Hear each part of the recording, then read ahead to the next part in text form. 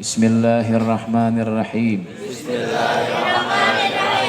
Ma huwal al-fardul al-ainiyu min ilmid dini yajibu ala kulli mukallafin ta'allumu qadrin la yastagni anhu minal aqidati wat taharati was salati was siyami was zakati liman tajibu alaihi wal haji alal mustati'i wa ma'asil qalbi wal yadi wal aini wa ghairiha wallahu a'lam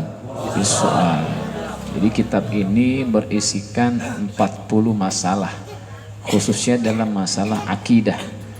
Nah, insya Allah setiap bulannya saya baca satu masalah saja ya, karena kalau baca 2-3 bisa nggak cukup, waktunya kemalaman nanti ya. Saya harap khususnya yang sudah remaja dan orang tua kita, ibu-ibu, bisa menyimaknya dengan sebaik-baiknya ya.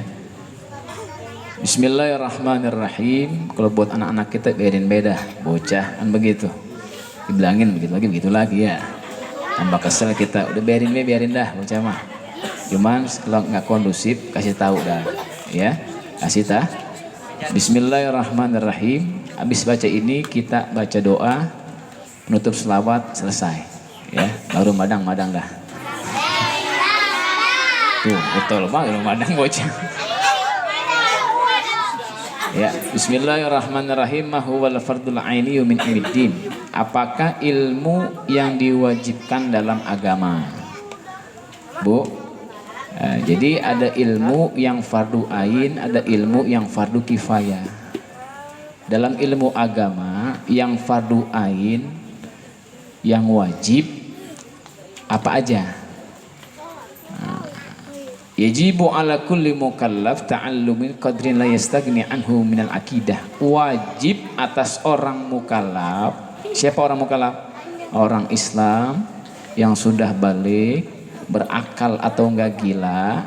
Ini mukallaf nih, orang Islam sudah balik, berakal. Nah, wajib bagi dia tuh ya mempelajari sesuatu yang mesti baginya dari ilmu akidah, ilmu tauhid, ilmu tauhid, ilmu yang membahas sifat-sifat wajib bagi Allah, sifat wajib bagi Rasul. Ini wajib ini. Ngaji nggak kira-kira kita? Insya. Nah, ibunya ngaji di taklimnya, di sini nggak ada, cari di kampung sebelah.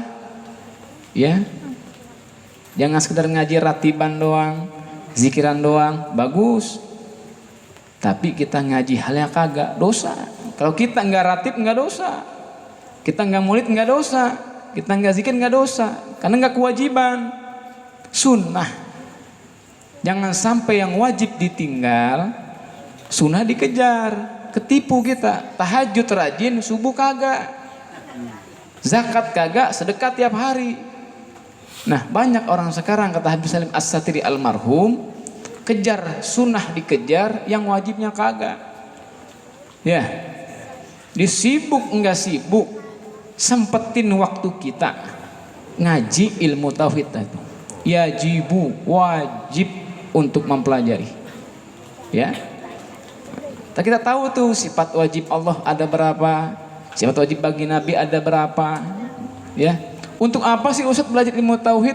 Biar kita sama Allah Ta'ala ada ikatan, hubungan. Karena kata ulama, yang namanya ilmu tauhid sebagai pondasi rumah, Bu. Ada pondasinya enggak? Nah, rumah kalau pondasinya ecek-ecek, sini ada yang tukang nih, Emang mau tuh paham. Kalau pondasinya nggak kuat lama, Bu. Setahun 2 tahun udah pada retak ini punya tembok. Betul nggak? Nah, kita sama nih hidup nih. Kalau akidah kita, tauhid kita, iman kita kurang kuat, oh Masya Allah, ntar ke depannya Masya Allah, apalagi anak-anak kita nih, godaannya luar biasa.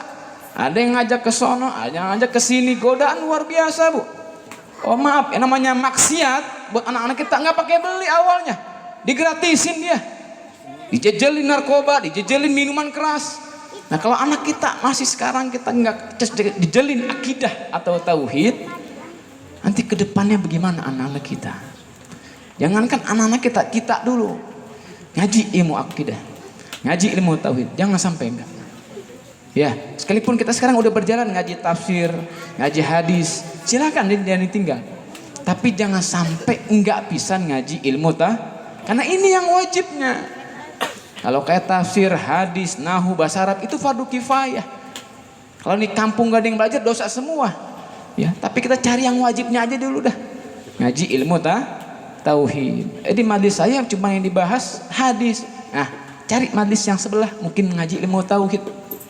Ya, satu ilmu tauhid. Yang kedua wat thaharah, ilmu bersuci. Berarti ilmu fikih, ilmu bersuci dalam keseharian. Ya, wudu, istinja, najis, ibu ya. Itu kita kudu sehari-hari bukan tuh? Sehari-hari. Sholat, ya, mandi besar.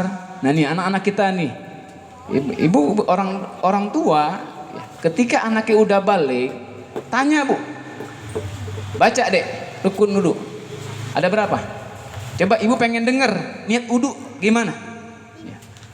Nah, anak ibu ngaji, kalau yang masih kecil mah biarin dah, nggak wajib ibadah belum, tapi kalau dia udah balik dia udah wajib melaksanakan ibadah. Nah, ibu tanya tuh dari bab istinjanya, baca niat istinja bisa nggak? Kalau sampai dia yang belum bisa, belum paham, ibu kena dosanya.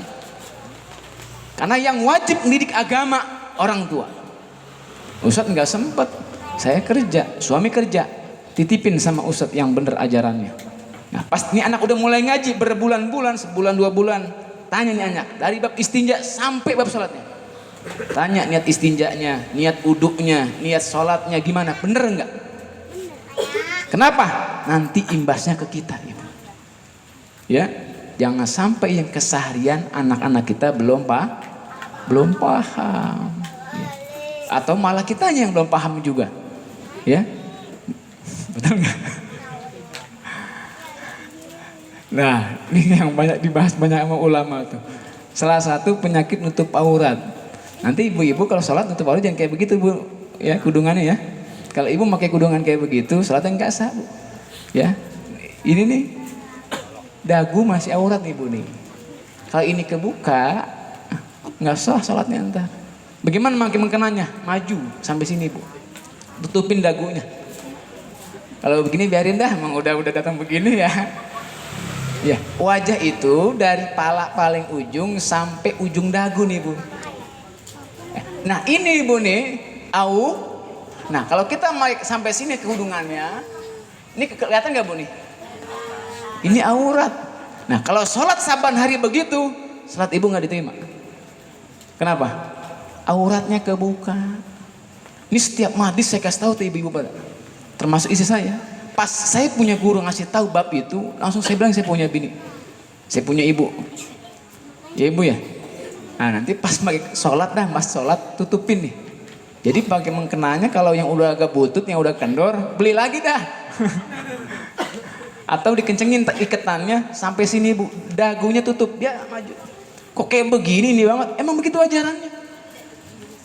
Jadi yang keseharian banyak kadang yang kita belum paham. Jadi cari ngaji bab fikihnya. Ya Ibu ya. Ya jemaah sekalian, khususnya yang anak-anak muda kita nih, ngaji bab ilmu fikih yang kesehari-harian. Nah yang kedua wa ma'asil qalbi, yang ketiga ilmu maksiat hati. Ilmu keadaan hati. Maksiat lidah apaan aja sih? Ghibah, ngomongin orang, apa lagi? Bohong, sumpah palsu, nyaci orang, ngatain orang. Ini kita kudu tahu tuh. Maksiat mata apaan aja sih? Ya. Maksiat kaki apa aja sih? Nah, itu dibahas di dalam kitab. Ya, namanya ilmu tasawuf. Ya. Nah, tauhid buat ikatan kepada Allah, fikih sebagai bukti penghambaan kita kepada Allah, tasawuf untuk menjaga amal ibadah kita.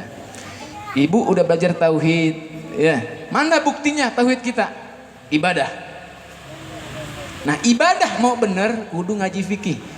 Nah, udah ngaji fikih, biar amal ibadah kita kejaga sampai alam kubur, nggak hilang. Belajar ilmu tah? Ada orang yang amal ibadahnya habis ibu dalam kubur. Contoh, samping rumahnya ada taklim, ya, ibadahnya rajin, sedekahnya rajin, tahajudnya rajin. Ngucap begini bu sama tetangganya, neng sini. Makanya hati-hati bu pas lagi ngumpul ya. Ngucap dia sama temennya begini bu, neng tahu nggak? Kenapa bu? Itu taklim, kalau nggak sumbang agak jadi. Gitu. Amal dia hilang. Udah umroh 3 kali, haji 5 kali. Dia ngomong sama tetangga, neng, tahun besok insya Allah mak berangkat lagi. Berangkat lagi pak, mau udah berapa? Baru 5 kali neng. Begitu dong. Baru 5 kali, habis amal umroh hajinya, nggak ada. Nanti nuntut di alam kubur tuh, mana ya Allah?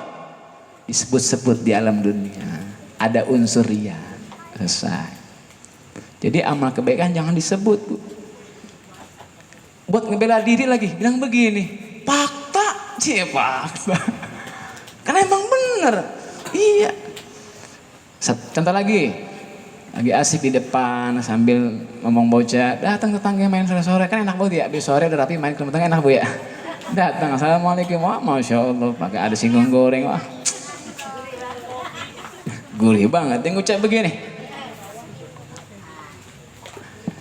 nih begini, ya sebenarnya mah ini nggak ada pengen omongin, gitu kan, tapi fakta, emang fakta adanya, tahu nggak, si anu, masya Allah, sebel banget.